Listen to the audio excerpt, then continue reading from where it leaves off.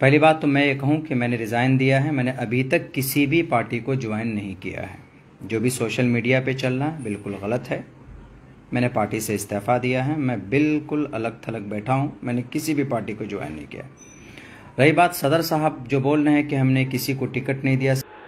अस्सलामु अलैकुम वरहमतुल्लाहि वबरकातुहू। नाज़रीन इकराम, जैसा कि आप लोगों को मालूम है कि मौलाना अब्दुल्ला सालिम चतुर्वेदी साहब को टिकट नहीं दिया गया है। इस वक्त मौलाना परेशान हैं। और क्यों ना परेशान हो कि एक वीडियो में मौलाना की दर्द भरी आवाज़ को मैंने सुना, जिसमें मौलाना खुले अल्फाज में कह रहे थे कि मैंने बिहार में AIMIM के लिए बहुत कोशिश की, लोगों को जोड़ने के लिए, लोगों को जो है पार्टी का तारुफ़ कराने के लिए मैंने हर लाइन हर तरीके से फ़िक्र की, कोशिश की।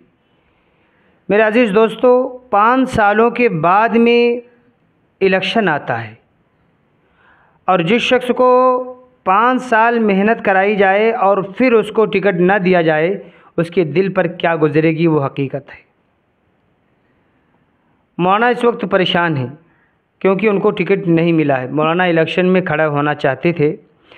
अगर मौलाना को इलेक्शन में टिकट नहीं दिया गया है तो फिर वैसा ही होगा जैसा कि इससे पहले जो मंज़र आया था कि 4 MLA MIM के जीत करके आए थे, फिर उसके बाद में उन्होंने पार्टी को छोड़ दिया था।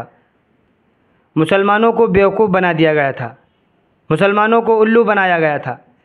फिर अगर ये लोग भी अगर ऐसा ही कर दिए तो क्या करेंगे। एक वफ़ादार आलिम दीन जिसकी बात के अंदर में इतना असर है कि बिहार की पब्लिक उसका इंतज़ार करती है और बिहार के लोग मौलाना अब्दुल्ला सालिम चतुर्वेदी साहब को बहुत चाहते हैं और ख़ुश थे इस बात पर कि मौलाना को इस साल टिकट दिया जाएगा, मौलाना इलेक्शन में खड़े होंगे। बाज़ बिहार के लोगों का कहना था कि मौलाना को सिर्फ टिकट दे दिया जाए, उनकी जीत जो है पक्की हो जाएगी। इतना चाहने वाले वहाँ पर लोग हैं, लेकिन उनको हटा करके दूसरे लोगों को टिकट दे दिया गया। नाज़रीन इकराम, दूसरी बात यह है कि मौलाना अब्दुल्ला सालिम चतुर्वेदी साहब के बारे में कहा जा रहा है कि उन्होंने दूसरी पार्टी इख्तियार कर ली। तो ये हकीकत क्या है, सच क्या है, वो भी मैं आपको बता दूं कि मौलाना अब्दुल्ला सालिम साहब ने दूसरी पार्टी ज्वाइन कर ली है या नहीं की है, या फिर इलेक्शन लड़ेंगे तो किस तरीके से लड़ेंगे, कौन सी पार्टी से लड़ेंगे, पूरी हकीकत आपके सामने है। मौलाना अब्दुल्ला सालिम चतुर्वेदी साहब ने एक बड़ा खुलासा किया है। मौलाना ने कहा है कि शायद इसीलिए हमारे उलमाए कराम सियासत से इतनी दूर होते हुए जा रहे हैं, क्योंकि उनको मालूम है कि सियासत के अंदर इतनी सारी गंदगियां भरी हुई हैं। लोग बिना तहकीक के जो दिल में आए वो बातें उछालना शुरू कर देते हैं। याद रखें कि इंसान की एक ज़िंदगी सियासी होती है और एक समाजी ज़िंदगी होती है। जैसा कि आप लोग जानते हैं, मौलाना कहते हैं कि अभी मैंने पार्टी से इस्तीफ़ा दिया है, यानी कि मेरा टिकट कटा है, उसके बाद मैंने पार्टी को इस्तीफ़ा दे दिया है। अब कुछ लोग हैं जो कि हमारे इलाके के हैं, वो हमारी जो है एक फ़ोटो को जो प्रशांत जी के साथ हैं और सरफराज साहब साथ में हैं, वो फ़ोटो रिलीज़ कर रहे हैं, शेयर कर रहे हैं और कह रहे हैं कि देखो मौलाना ने जन सूरज ज्वाइन कर ली है। ये निहायत गलत बात है। मैंने कोई भी पार्टी अभी ज्वाइन नहीं किया हूँ और मैंने ना तो सरफराज साहब का समर्थन दिया हूँ।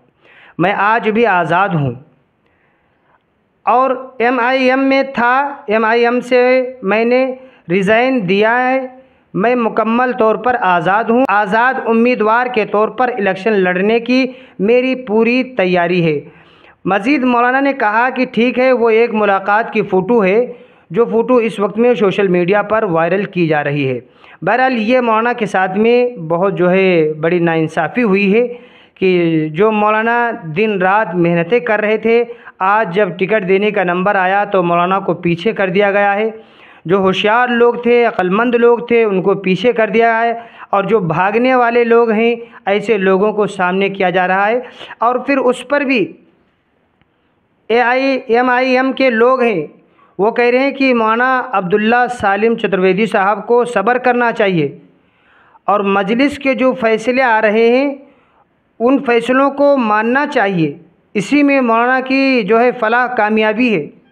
ये कैसी कामयाबी है?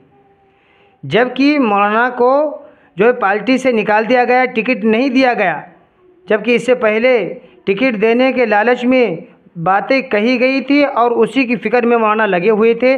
बहरहाल मौलाना को पार्टी से निकाल दिया गया है। मौलाना अभी किसी भी पार्टी में शरीक नहीं हुए हैं। उनका कहना है कि मैं अभी आज़ाद हूँ और फिर आगे चल कर के देखा जाएगा, जो हालात आएंगे उसके एतबार से फ़ैसला लिया जाएगा।